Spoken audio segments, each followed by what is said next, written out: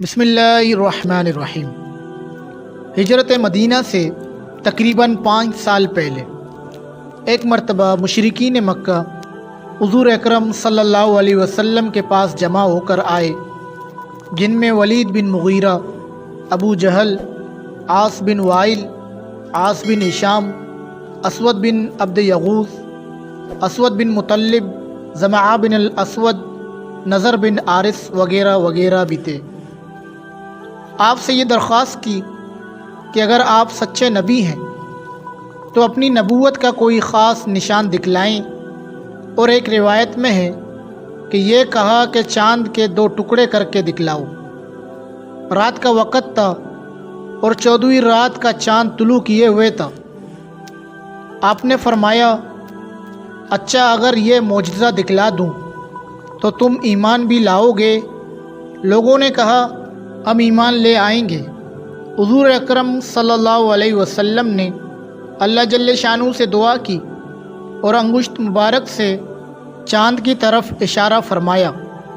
اسی وقت چاند کے 2 ٹکڑے ہو گئے، ایک ٹکڑا جبل ابی قبیس پر تھا اور دوسرا ٹکڑا جبل کہکعان پر تھا۔ دیر تک لوگ حیرت سے دیکھتے رہے۔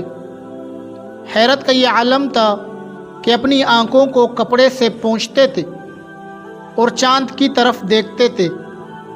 صاف 2 ٹکڑے نظر آتے تھے، اور حضور صلی اللہ علیہ وسلم اس وقت یہ فرما رہے تھے، اشہدو اشہدو، اے لوگوں گواہ رہو، اے لوگوں گواہ رہو۔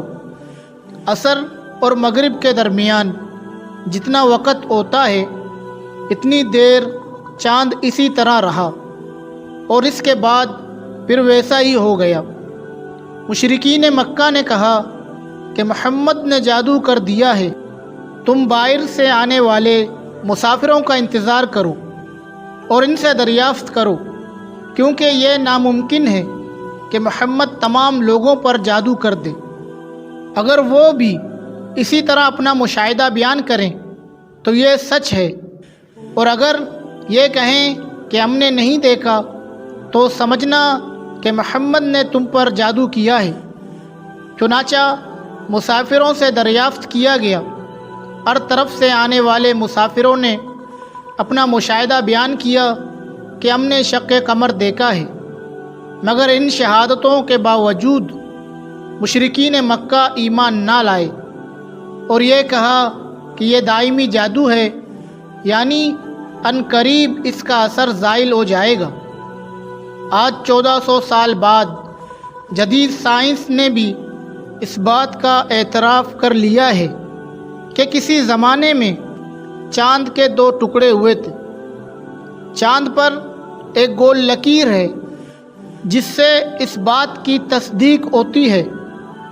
اگر اللہ تعالیٰ چاہتے تو اس لکیر کو مٹا دیتے، مگر اللہ تعالیٰ جانتے تھے کہ آنے والے زمانے میں لوگ چاند پر ریسرچ کریں گے اور اپنی زبان سے اس بات کی تصدیق کریں گے کہ اسلام سچا دین ہے اور محمد صلی اللہ علیہ وسلم سچے نبی ہیں۔